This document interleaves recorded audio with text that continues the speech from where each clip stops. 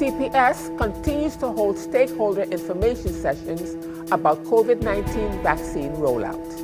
Minister of Finance clarifies concerns put forward to him regarding the 12.5% cut. And Prime Minister gives updates about the issue of the Princess Juliana International Airport. Those are the headlines for Wednesday, February the 10th, 2021.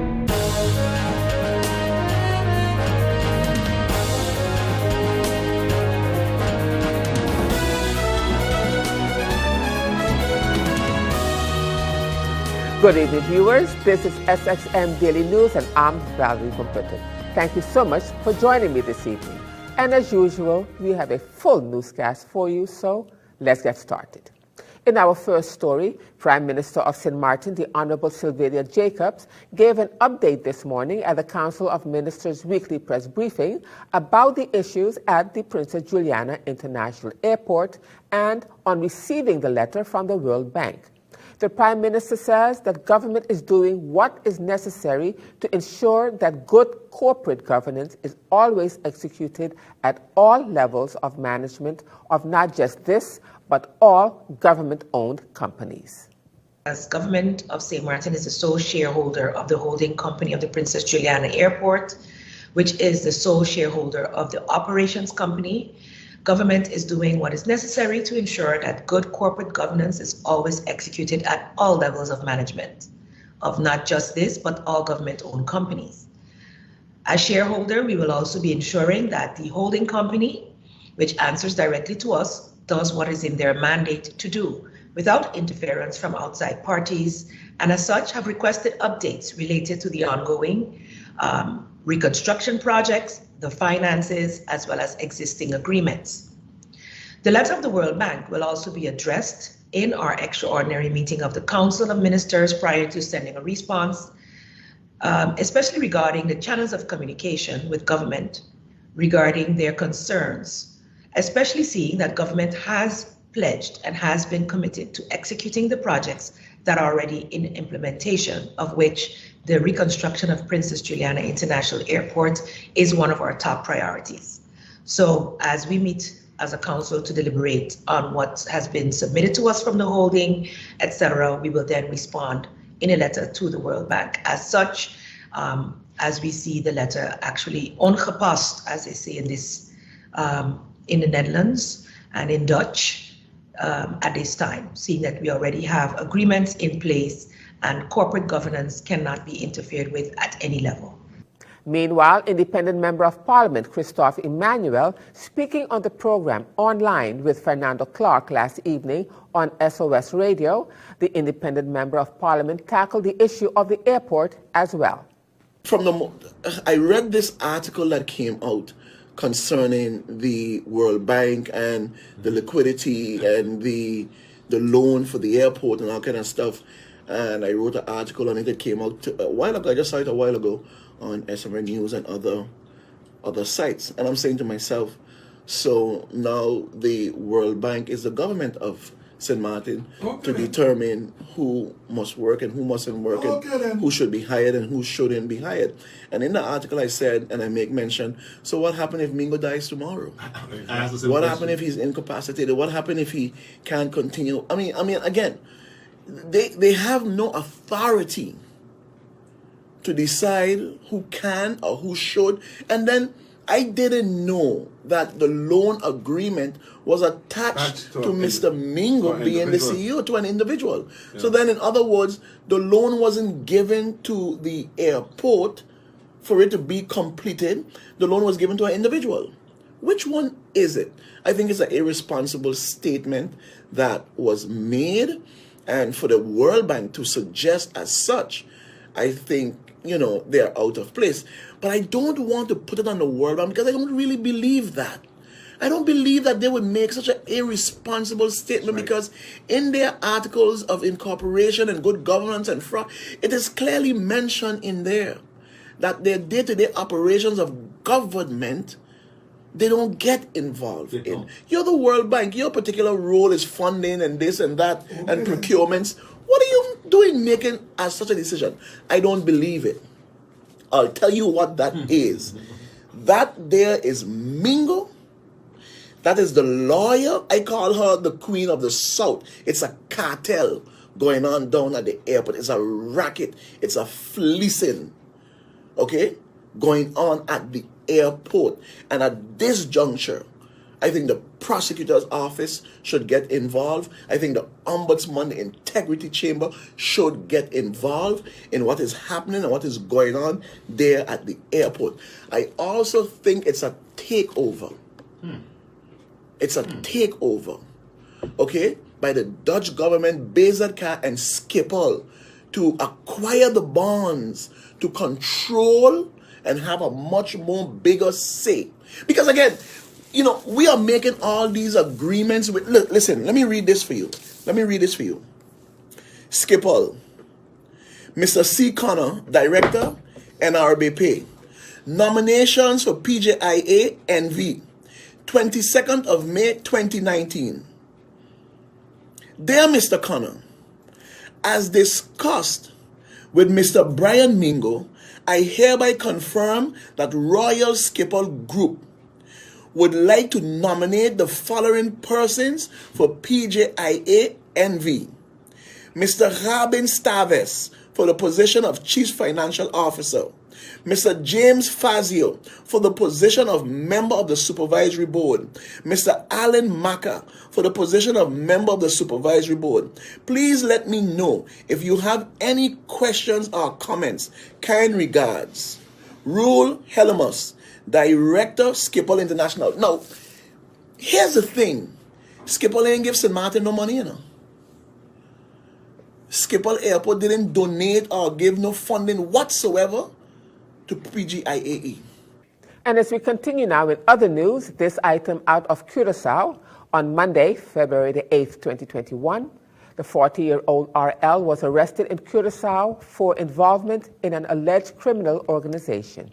The arrest took place in the large-scale investigation called Themis that has been investigating this organization for over a year. Themis is an investigation of crimes that have been committed in several countries of the Kingdom of the Netherlands and abroad.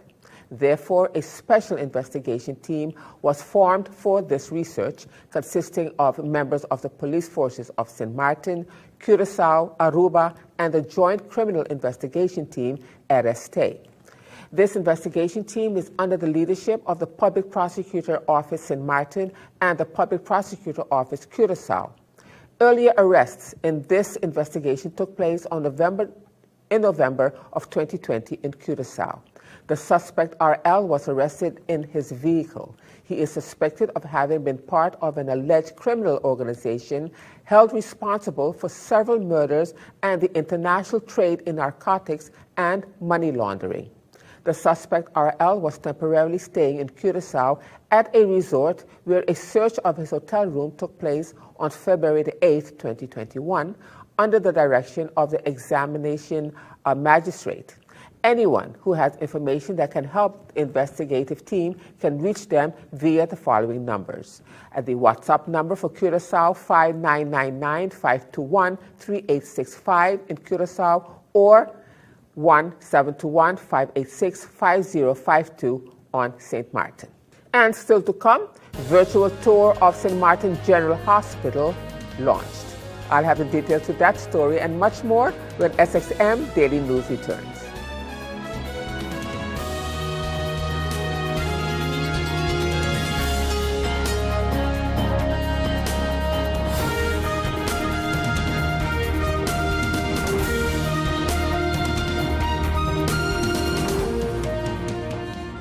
Hi, I'm Switch. And I'm Save. And together we're here to tell you about WIB, Switch, and Save mortgage offer. Now at WIB, you can save and benefit from great specials when you decide to bring your mortgage to WIB. When you switch, WIB will offer you payment of penalty fees up to 3 months interest, payment of notary fees, waive of bank closing fees, and also the lowest interest rate. Plus, you'll have the chance to win back 1 year of interest payment. Visit any of WIB's mortgage specialists and benefit from WIB's Switch and Hey, that's my part.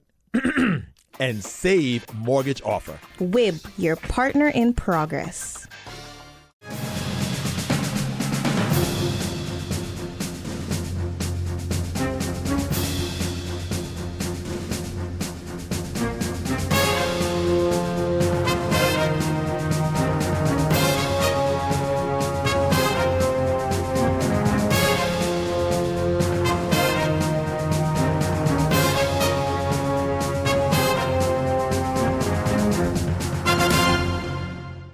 Welcome back, viewers. You're watching SXM Daily News, and I'm Valerie Van Putten.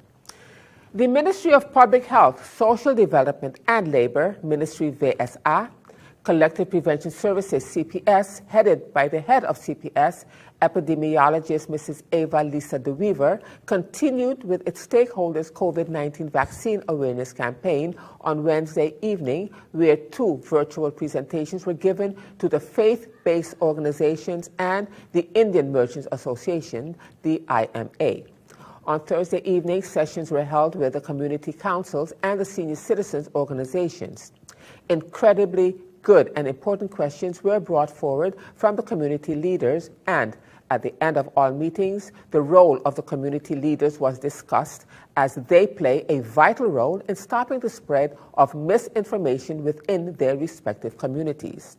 Speaking at the meeting, head of CPS explained to the attendees how the vaccinations work, the importance of vaccinations, and how they were developed and why they were developed so quickly.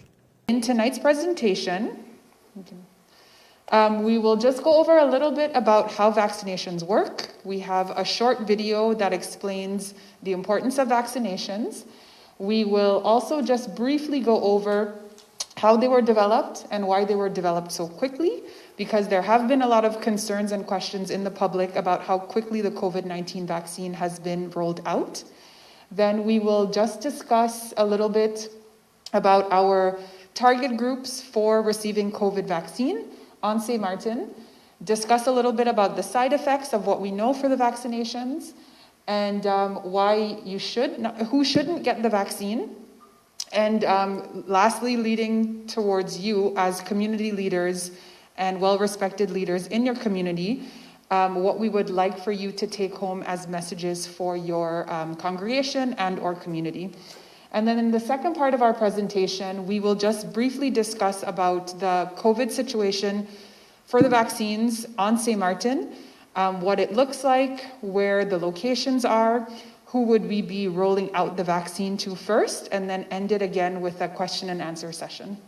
So just a brief information is that vaccines have been around for a very long time. And so from a public health perspective, vaccinations actually contribute to saving lives. So it's helped over the many years to reduce mortality and morbidity. And if you remember, as little children, you probably got vaccinated against numerous diseases, such as maybe measles, mumps, rubella, polio. There's a lot of diseases that we've been protected from because of the advent of vaccinations. So the first video we wanted to show was one that was developed by White and Yellow Cross, which is essentially giving you an overview on how vaccinations work. I think the video is maybe 2 minutes, give or take. But essentially, we want to share this with you so you get a sense of how your body reacts when you do encounter a virus, and then how vaccines work to counter that. So I think here's some basic information about vaccines. When you encounter a virus, if your body recognizes the virus, it will trigger a natural defense reaction. Your body will then start to produce antibodies designed to fight off that virus in the future. Your body remembers. However, if the next encounter with a virus is a new one, your body doesn't have any antibodies yet, and you can get sick. Vaccines. A vaccine is a harmless, inactive part of a virus, or a copy. This way, your body can start producing antibodies without getting sick. And in other news at this time, a virtual tour of the St. Martin General Hospital, SMGH, currently under construction, was launched this week by the St. Martin Medical Center, SMMC. The virtual tour is a nice animated video that takes you inside the entire St. Martin General Hospital building and surrounding area. It gives you a good impression on what a patient room will look like, how the operating rooms are designed, and much more, stated SMGH project manager Erica van der Horst. Enthusiastically, SMMC has added several medical specialties to its roster of care in the past years aimed at delivering quality care close to home and simultaneously transitioning to become a general hospital in the form of St. Martin General Hospital. A prominent medical institution in the Caribbean, SMGH will be a state-of-the-art hospital, major hurricane resilient, and means an expansion to the following: approximately 16,500 square meters gross surface, 110 inpatient beds divided by 8 special care beds, which include the ICU, the MCU, and the CCU, 48 medical surgical beds, 38 mother and child beds, 16 daycare positions, 4 operating theaters, 30 dialysis chairs, turnkey, including medical equipment, furniture, LEED certification, which is Leadership in Energy and Environmental Design, 200-mile-per-hour wind resistance, 7-day self-sustainable helipad, and wastewater treatment plant. The St. Martin General Hospital is expected to be operational by the end of 2023, with the entire project being completed by the end of 2024.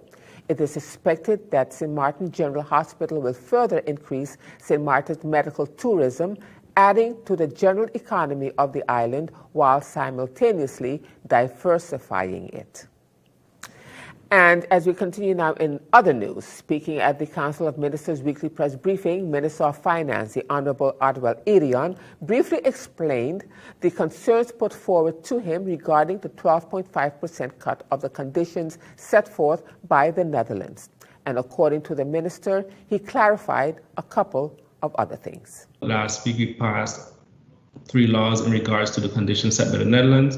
And there were a couple concerns that came forward to me yesterday, and I would like to just clarify a couple of things. In regards to the government-owned companies and 12.5% cut, the government of St. Martin and the Minister of Finance does not have any say in regards to how cuts are done within the entities. That is up to the entities and the management to determine how they will apply the 12.5% cut. We have given suggestions in the past on how we as a government made the cuts, and we leave it up to all government-owned companies to decide on the cuts. In addition to that, every government-owned company has different benefits when it comes to the salary packages. Actually, even more benefits than even government has. So it will be very difficult for us to go and calculate per government-owned entity where they have their own management, their own CFOs, and their own financial team to have this done. So I just want to clarify that again, that the government does not decide for any government-owned company on how to do the cuts. And as we continue now in this item from GEBE, according to NVGEBE, who stated in the press release that one of the company's priorities in 2021 is to ensure streetlight repair throughout the various districts on the Dutch side of St. Martin. NVGEBE stated that prior to Hurricane Irma, the amount of streetlights installed were little over 4,000. After the passing of Hurricane Irma, a survey was done and only 1,700 streetlights survived the devastation. Currently, NVGEBE has restored approximately 1,800 streetlights, with the remaining to be completed in 2021. Due to budget constraints, however, this process has taken longer than projected. In 2020, even during the COVID period, NVGEBE has installed and or replaced over 800 streetlights. The streetlight network on St. Martin is owned by the island government of St. Martin, which is legally represented by the Ministry of Public Housing, Spatial Planning, Environment and Infrastructure, VROMI. In 2014, VROMI realized a management agreement with NVGEBE to manage and maintain the streetlight network. Based on the streetlight management agreement, NVGEBE has been replacing the old high-pressure sodium HPS orange lighting light fixtures for more reliable, energy-efficient, and resilient streetlights, which house the light-emitting diode, which is the LED components. In order to complete the streetlight network, a management system has been acquired, still in test phase, to be able to monitor the components. This management system can control and monitor the streetlights on, switching the lights on and off, reading, monitoring the consumption of the lights, receiving alarms when a streetlight malfunctions or doesn't light or stay on, and the system has the capability to be used for lighting of emergency routes. NVGEBE and the NRPB, the local World Bank representatives, are currently in deliberations with realizing the resiliency of NVGEBE's utility network. The intention is to have the balance of the overhead grid installed underground. This work will be executed over the next 2.5-year period and consists of 136 projects. The 136 projects are the remaining streets that are still being fed via the overhead electrical network. These projects will consist of the required trench works and utility installation for cables, water lines, fiber conduit, and streetlights. Once completed in 2023, all roads, cadastre defined, will be lit, creating a feeling of security for the people of St. Martin. In 2019, the Police Force of St. Martin, KPSM, in partnership with VROMI and NVGEBE, came to an agreement to install what we have called community safety streetlights. These streetlights are equipped with digital surveillance cameras, which will allow the Camera Surveillance Center, which is operated and managed by the KPSM, to monitor and operate these cameras in real time. This is to aid the KPSM to quickly identify and resolve any unlawful activities, the release reads in part. Now turning to our weather forecast for February the 10th, 2021. The Atlantic high pressure system will be the dominant weather feature for the next several days. Breezy wind conditions will persist, and this in turn will push shallow pockets of moisture across the region, resulting in some brief showers. Small craft operators and sea bathers should continue to exercise caution as seas are peaking near 7 feet. So the outlook through Friday midday, fair to partly cloudy and breezy with brief showers possible. Now let's turn to your 3-day forecast.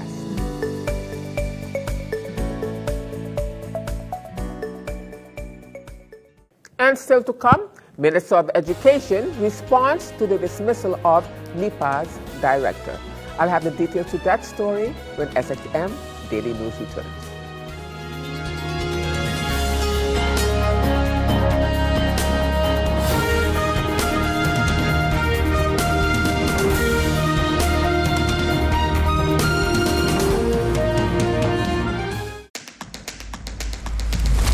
The innovative Banco Matico contactless smart card. Your Banco Matico smart card is now equipped with a contactless feature for payments, so get ready to tap and go. Contactless payments are fast, easy, secure, and accepted worldwide at all Maestro-enabled contactless terminals. Tap for transactions equivalent to or less than 100 NAF, or the US dollar equivalent. You will receive notifications via email anytime you tap. Tap, tap, and pay fast with WIB. For more information, visit our website at wib-bank.net. Tap and go with your partner in progress. Welcome back, viewers. You're watching SXM Daily News. And as we give you this local COVID-19 update, as of February the 9th, there were 14 persons who tested positive for COVID-19.